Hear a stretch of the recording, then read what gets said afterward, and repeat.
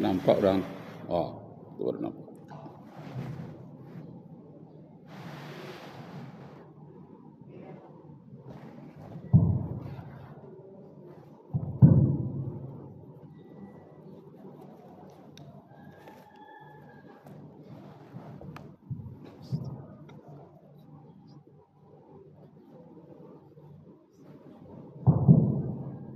Assalamualaikum warahmatullahi wabarakatuh.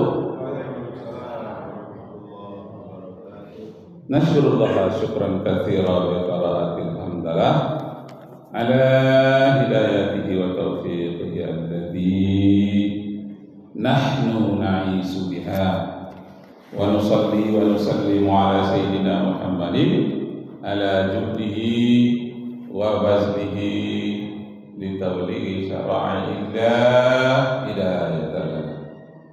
Amma ba'du, as'alukum syukran jazilan ala masyaratikum bil huduri fi hadzal masjid Nurul Jannah. Sawfa sir'alaikum khutbati ala lughatil Indonesia khususan. Bapak Ibu kaum muslimin jamaah Nurul Jannah yang saya hormati, kajian kita pada hari ini tentang merendahkan orang lain akibat kotornya hati.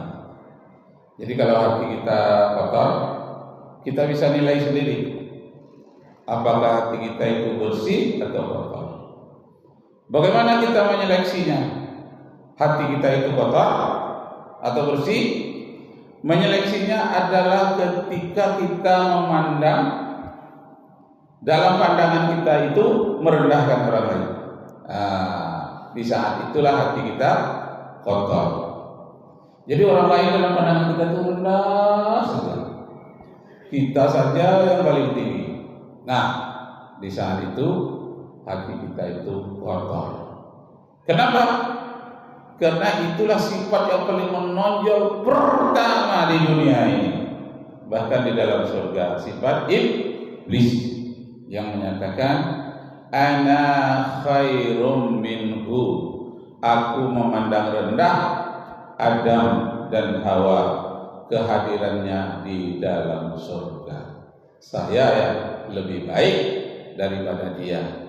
Adam min turab, Adam diciptakan dari tanah. Ana min nar, aku diciptakan dari cahaya, dari api. Jadi ketika dia memandang rendah yang lain, itu di saat itulah hatinya itu kotor. Nah, sifat memandang rendah yang lain itu diwarisi oleh Israel, diwarisi oleh Yahudi. Dalam kitab mereka dikatakan, bahkan dalam Al-Quran ada dikatakan, dia diberikan kelebihan, fadlun minallah fil alamin. Dia mendapatkan kelebihan dari manusia yang lain di alam semesta, sehingga dia menjadi sombong. Jadi di dalam kitab orang Yahudi itu, kita ini adalah binatang, bentuknya saja yang manusia. Selain dari Yahudi, itu dia memandang rendah semuanya. Itu binatang-binatang semua itu binatang semua itu. Sayalah manusia yang sebenarnya. Karena dia merasa orang-orang Arab itu binatang, manusia seluruhnya binatang, maka dia tak berdosa kalau dia membunuh, mengebom. Sekarang sudah lebih dari 50.000 orang Palestina yang dibom. Anak-anak, orang tua, wanita hamil dibom sampai terlompat ke udara sampai 50 meter, 100 meter, jatuh ke bawah, sudah tidak ada kepalanya lagi, bercerai-berai tangannya semua, diulang lagi. Itu bukan manusia. Jadi orang-orang Arab sampai hari ini mengatakan orang Yahudi itu bukan manusia, tapi setan yang bertubuh manusia. Sebaliknya orang Yahudi menganggap orang di luar Yahudi itu binatang yang bertubuh manusia. Ya Allah, paling bahaya itu sifat merendahkan orang lain berujung pada pembunuhan. Tidak takut-takut dia membunuh, apalah binatang itu, bentuknya saja yang manusia. Dalam bahasa Yahudi, binatangnya manusia itu disebut dengan ghayyin. Jadi ghayy itu binatang, ghayyin yang bersifat binatang. Jadi mau membunuh orang Jerman dia, maka terusir Yahudi dari Jerman. Mau membunuh orang Mesir dia, terusir dari Mesir. Mau membunuh orang Rusia dia, terusir dari Rusia. Menumpuklah dia di Palestina sekarang itu. Diusirnya pula orang di situ. Kenapa? Karena dia merasa seluruh manusia selain dari dia ghayyin, orang ghayyin, manusia binatang. Jadi berbahaya sekali. Akibat apa?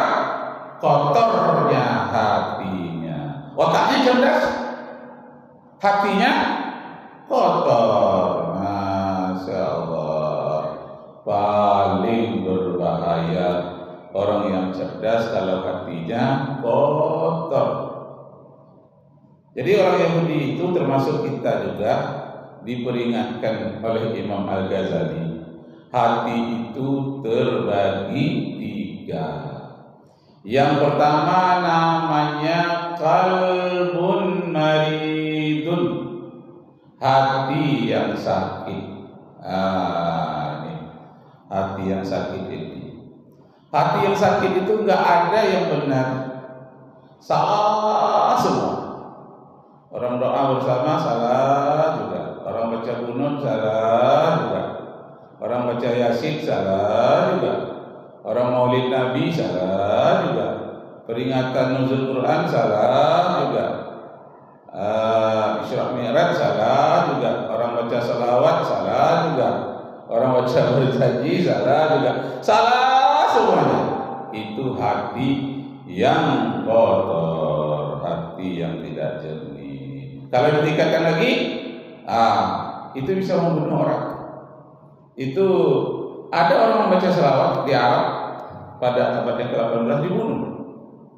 Dia baca innallaha wa malaikatahu yusholluna 'alan nabi ya ayyuhalladzina amanu shallu 'alaihi. Lalu dia azan Allahu akbar, Allahu akbar. Sudah dia azan dipanggil dibunuh. Kenapa? Bid'ah itu kan. Enggak ada dikata oleh Nabi baca innallaha wa malaikatahu. Ya Allah. Kenapa? Hati yang kotor. Lebih tingkat lagi, tingkat negara. Itulah yang terjadi, yang tertinggi itu tingkat hati yang kotor itu Yahudi. Bagi dia kita ini harus dibunuh semuanya. Cukup Yahudi saja yang hidup. Terlalu banyak katanya penduduk dunia sekarang, 8 miliar. Sedangkan Yahudi itu hanya 16 juta. Ada 8 juta menumpuk di Palestina, ada 8 juta di luar, 2 juta di Iran, 6 juta menyebar di Eropa termasuk di Amerika. Nah, jadi akibat dari hatinya yang kotor itu, dia berbuat kejahatan. Caranya berbuat kejahatan, dituduh orang lain yang jahat. Nah, begitu caranya. Jadi kalau dia ingin membunuh kita walaupun kita tak bersalah, dituduh kita itu bersalah. Dia yang berbuat kejahatan dituduh membela diri. Oh, itu Yahudi itu dia membela diri.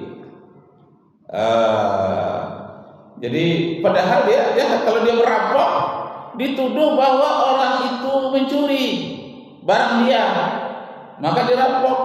Ya Allah, itulah pekerjaan Yahudi. Memang macam-macam orang Yahudi itu sekarang dia tak berpegang lagi kepada Taurat. Dia berpegang kepada Talmud namanya. Kalau Taurat itu warisan dari Nabi Musa.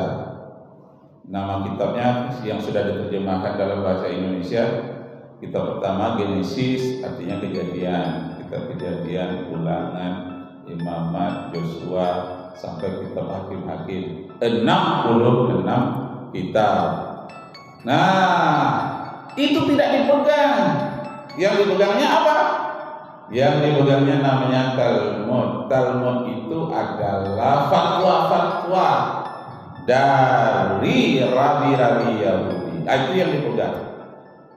Jadi kalau nanti ada di dalam kitab Taurat tidak sesuai dengan kondisi yang diinginkan oleh rabi, dia harus dirubah. Dirubah itu namanya terjadi tahriful kalimat, memalingkan, membelokkan arti-arti ayat itu. Asalnya dari mana? Hati yang kotor. Maka Imam Al-Ghazali membagi hati menjadi 3.